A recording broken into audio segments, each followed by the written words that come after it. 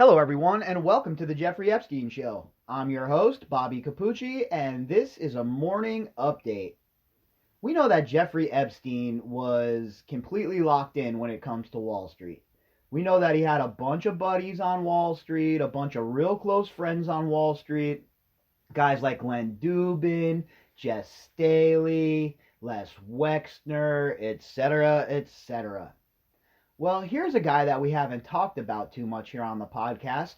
We've touched on him a little bit, we've mentioned him a little bit, but today will be an introduction to another billionaire who was very close to Jeffrey Epstein and who attempted to distance himself from Epstein after Jeffrey Epstein was arrested for the second time. Well, the fact of the matter is, it doesn't matter that these guys all tried to distance themselves from Epstein after his second arrest. The thing that's important is that these men were all very, very close with Jeffrey Epstein before his first arrest, and even after his first arrest. They stayed friendly with him, they stayed within his circle, and they stayed on a they stayed communicating, even if it was done back channels or through third parties to try and give them a little bit of a buffer zone between, them being seen together, etc., etc. But Leon Black is right up there in the category of enablers that we've talked about on this show, guys like Jess Staley. And, this is a man that certainly needs a closer look. This is a man that needs to answer some questions. And his financial firm is super, super powerful. But my question is, again, like it is with all of these people, did Jeffrey Epstein give them dirty money? And if so, did they know? See, these are the questions that need to be asked that are not being asked by the authorities. There's no forensic accountant involved. These guys aren't giving up their financials, nothing like that. Why? These people were all involved with Jeffrey Epstein financially. And you mean to tell me that Jeffrey Epstein was running clean money? He wasn't laundering money? Give me a break. I'll never believe that until I see the financial records for myself, because we've seen the way Jeffrey Epstein threw money around to these people. All of this money was reported to the IRS, huh?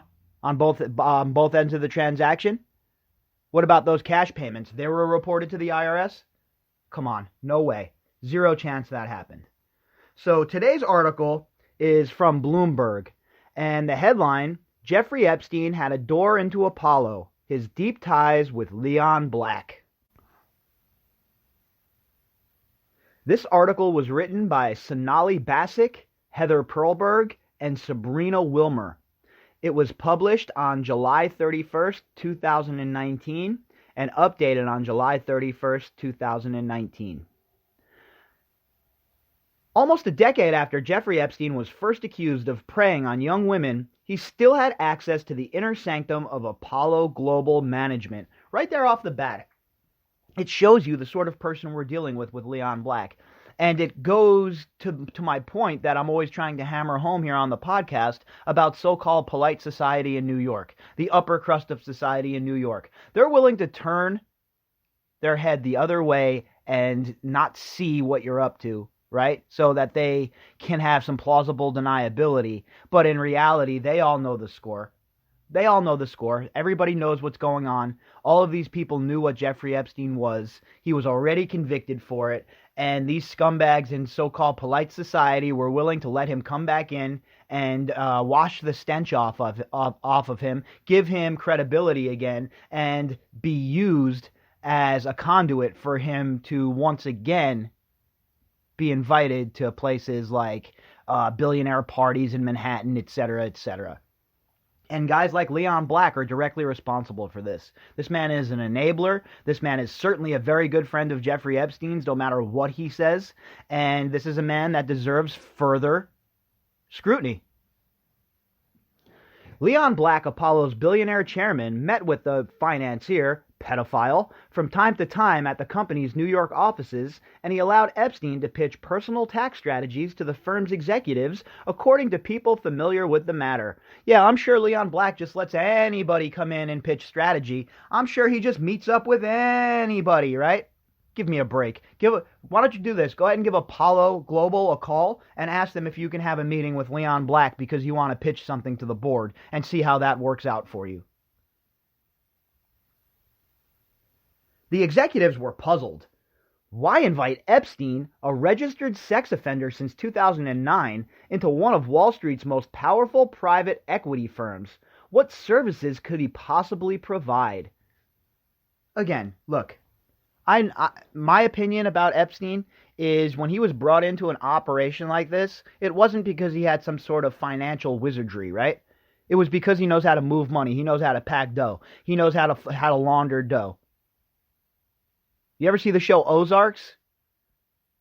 Obviously, everybody's seen Breaking Bad, right? You know, the car washes, that kind of thing. That's what these people do. And look, I'm not saying that's all obviously what Apollo Global does. I don't really know their financials, to be honest with you. I've never seen their reports or anything like that or have any inside information. But what I will tell you is this. Jeffrey Epstein wasn't brought in to be some sort of financial wizard to Apollo, okay? There are plenty of guys capable of that at Apollo. Whatever Epstein was brought in for, it was for something completely different. Black, 68, has belatedly provided one answer. For years, he himself occasionally turned to Epstein on financial matters like taxes, estate planning, and philanthropy. Black disclosed in a memo to his employees last week. Yeah, okay, sure. So you're telling me Leon Black, this highly successful billionaire with all sorts of advisors around him, access to all the great financials, everything you can possibly imagine that a billionaire investor could have access to, needed Jeffrey Epstein, a convicted sex offender, to come in and help him out with estate planning, financial matters like taxes or philanthropy. I mean, I could see the estate planning, right? If Leon Black is a scumbag like Epstein, I can totally see why he'd want him to come in and plan his estate. Look how great the plan's going in the Virgin Islands, making it difficult for everybody to get some dough, making it difficult for there to be an actual hearing. So let's not act like Epstein wasn't shrewd, right? I've never said that. But what I will say is he was never this smart genius that people like to say he was. There's no way he was that. He was a wannabe, right? He was a wannabe. He thought by hanging out with these scientists, he'd get smarter or he'd look smarter or it would give him more credibility. And in the financial world, a little bit different. He did have some skills in the financial world, right? He knew how to move this money. Remember, he was a bounty hunter tracking down money for the government. Remember, he told people that? So what's to say he didn't put those skills to use to hide money as well? Epstein cultivated a number of prominent Wall Street figures over the years, yet his association with Black stretches more than 2 decades and ran deeper and longer than even some at Apollo initially believed. And this is the Epstein story. Everything's done in the shadows. He's friendly with all of these billionaires. And you have to ask yourself, how did he get those meetings to start out with? Who was the person who got him in on the inside of these meetings? And for me, when it comes to the financial world, there's only one person that it could have been. And that is Les Wexner. Now, when we're talking about him being brought into the socialite part of the world, that was all Ghislaine Maxwell. But when we're talking about the financials, we're talking about Epstein being trusted by these other billionaires, these other shrewd billionaires. That was all Les Wexner, in my opinion. If Wexner didn't give Epstein the credibility that he gave Epstein, the rest of these guys wouldn't have given him the time of day. But once they saw Wexner was playing ball, well, they all figured if Wexner's playing ball, what do we have to lose? Let's have a talk. And once that happened, they were wrapped up into Jeffrey Epstein's atmosphere, into his web, and before you know it, bingo, bongo, boomo. We're talking about him in these articles. And we've seen it time and time again with these billionaires. For instance, in 2015, Black dispatched Apollo co-founder Mark Rowan to attend a meeting at Epstein's Manhattan mansion with Edmund de Rothschild Group to discuss how the two firms could work more closely, two people said. Isn't that nice, huh? The Rothschilds involved as well. And I know a lot of people listening to this podcast have an idea who the Rothschild family is and some of the rumors about the Rothschild family. But what is not a rumor, what is definitely solid for sure evidence and solid for sure happened, these people all hang out together, all right? All of these so-called socialites, the Rothschilds, the Rockefellers, all of these people are thick as thieves, especially in New York.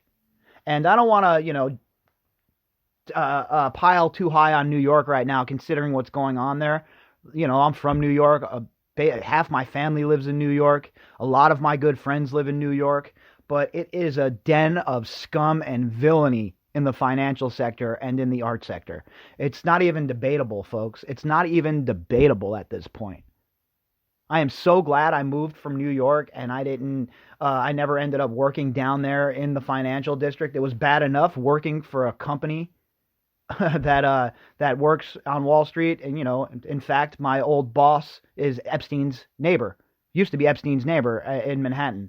So, I have an understanding of the type of characters we're talking about when we talk about the financial sector here and the financial aspect. That's something that I'm very strong in, something I've followed for a very long time. And the players that come up in this dance, it just makes me shake my head, because these are all the same people who conduct themselves like they're kings, right? Their little companies are their fiefdoms, and they conduct themselves like kings. And when they go to these meetings, they all act like they're royalty.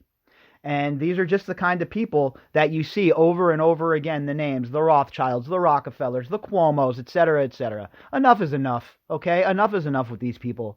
They're not kings, they're not aristocracy, they're not rulers, they're nothing, okay? They're just citizens, just like the rest of us. Ariane de Rothschild and Cynthia Tabiano represented the European banking dynasty at Epstein's home, the people said, though no follow-up meetings or deals ensued. Yeah, okay. You mean deals on paper, right? What sort of deals did they enact under the table? What were they working on under the table? Do I have evidence of that? Of course not. But you mean to tell me that the Rothschild banking clan showed up at Jeffrey Epstein's house and they didn't hammer out some sort of deal? I'm sorry, I'm not believing that, and I'm not buying it. Look, the Rothschilds are a whole different beast unto themselves, and we could spend hours talking about them and how devious they are. But if anyone thinks that they went into Epstein's pad and they walked out of there and they didn't have some sort of deal under the table or otherwise, well, I have an incredible bit of beachfront property in the Mojave Desert for you. I do not know what you're referring to, said Florence Gobert, a spokeswoman for Edmund de Rothschild, adding that the bank has no business links with Apollo or Epstein. Again, that we know of. The Rothschilds are another group that is so involved in this fiduciary banking system that to think that they didn't have any contact with the Apollo Global or Jeffrey Epstein's group, it's ludicrous on its face, okay? Ludicrous on its face. The Rothschilds are probably the richest family in the world, and anybody who thinks that they didn't have any business dealings with Jeffrey Epstein is just out to lunch. Either that or you're chomping down on some peyote and you're not sharing with the rest of us. At least one Apollo executive was invited to listen to Epstein's tax pitch. Meanwhile, he also pursued co-founder Josh Harris, who rebuffed the approaches. One of the people said, well, good on Josh Harris, right? And he saw that coming down the pipe. He was like, look, I want nothing to do with this guy. I don't want his stink on me. I don't want his name near me. I don't want to put my name near his. No, thank you. But a man like Leon Black? What do you think? He has a moral compass? You think he stands for something? He stands for one thing and one thing only, increasing his own wealth. Let me ask you a question. All of these rich people, right, that we talk about in the Epstein case, all of these billionaires, all of these people with all of these charities, all of them from New York, how many of them have stepped up during the COVID-19 pandemic to help their fellow man? How many of them have come forward from their positions as bankers to say, you know what, there's a moratorium on your car note. There's a moratorium on your rent. None of them. None of them. Because they don't care, folks, okay? All those charities, all the bullshit, all of their nonsense means nothing. You know what they care about? Power. And exerting that power over people like you and I. When the chips are down and shit goes south, they're nowhere to be seen. There's a mass exodus for the Hamptons and for Montauk, where all these people run, while their fellow citizens are dropping dead into the hospital. Well, people who can hardly afford to get through life on the best of days are struggling. Not one of these people have come forward with a grant. Not one of these people have come forward with a little help. But I guess why should we expect that when they're hanging out with convicted pedophiles? Charles Zarin, a spokesman for Apollo, said in a statement Tuesday that Black never promoted Jeffrey Epstein's services regarding tax and estate planning to other Apollo senior executives. Yeah, right. Man, stop it, Leon Black. Leon Black has never been one of my favorite people in the world. But once I started reading about him involved with Jeffrey Epstein, the anger that it induced inside of me is enough to make my ears pop. I really dislike this man. I really dislike Wall Street in general. I really dislike the way they conduct themselves. And I really, really, really cannot stand their holier-than-thou act. CalPERS concerns. Black's links to Epstein have become a source of fascination and concern to some Apollo employees and investors, including the California Public Employees Retirement System, which has committed more than $5 billion to 11 Apollo funds and is its second largest shareholder.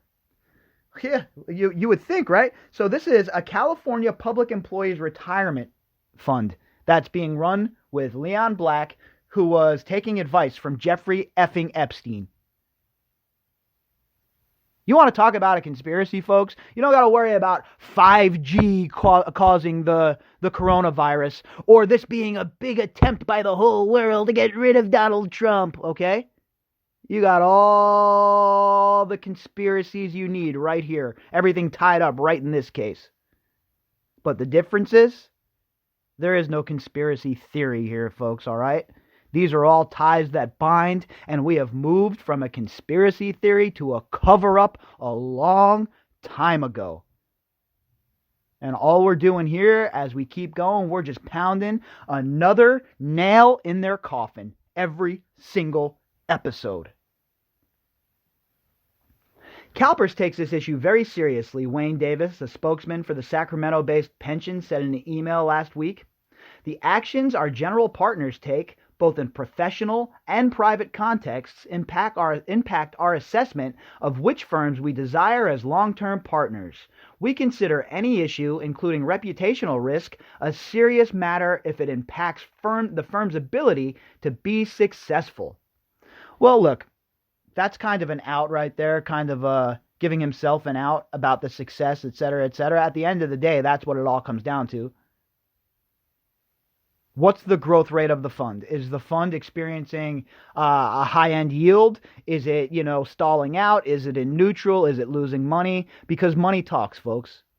We're talking about people's futures here, okay? But at the end of the day, when you're part of a pension plan like this and they invest with a company like Apollo, the people whose money is being invested, they have a say on where that money goes. And do you think the average person in California who is invested in this pension knows that Leon Black was involved with Jeffrey Epstein so heavily? And if they did, do you really think the average man and the average woman would be okay with it? The answer is no. All right? The more the story gets out there, the closer we are to pitchforks and torches and heading to Dr. Frankenstein's castle.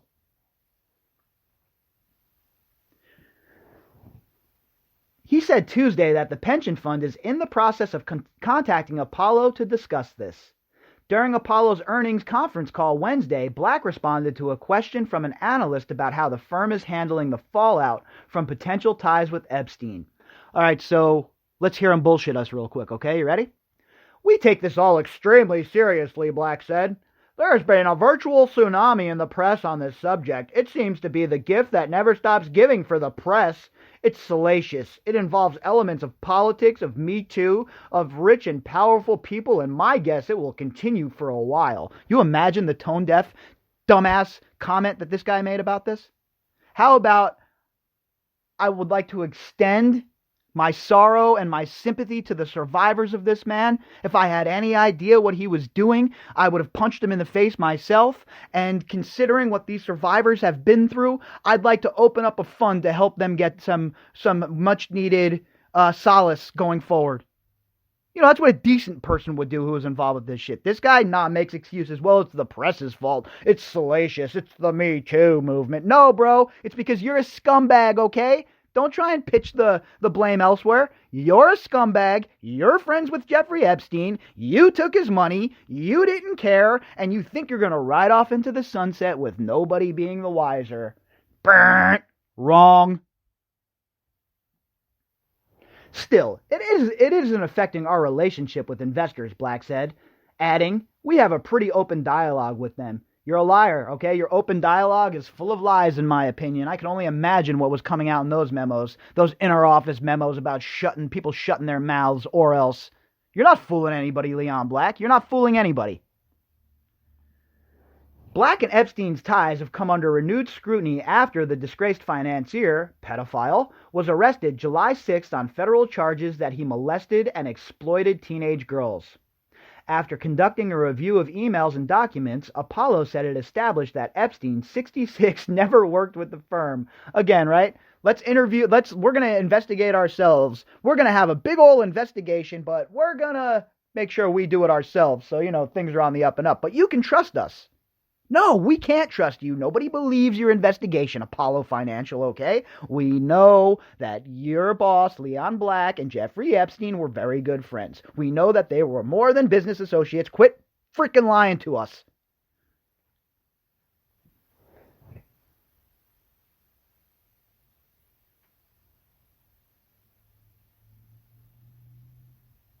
Black told employees last week that he was completely unaware and he is deeply troubled by the conduct that is now the subject of the federal criminal charges brought against him.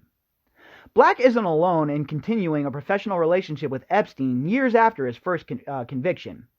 Although Epstein's biggest benefactor, Les Wexner, the billionaire behind Victoria's Secret, said he severed ties more than a decade ago. Lies.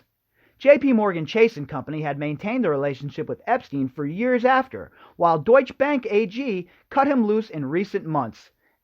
And we know about Jess Staley. We know about Glenn Dubin.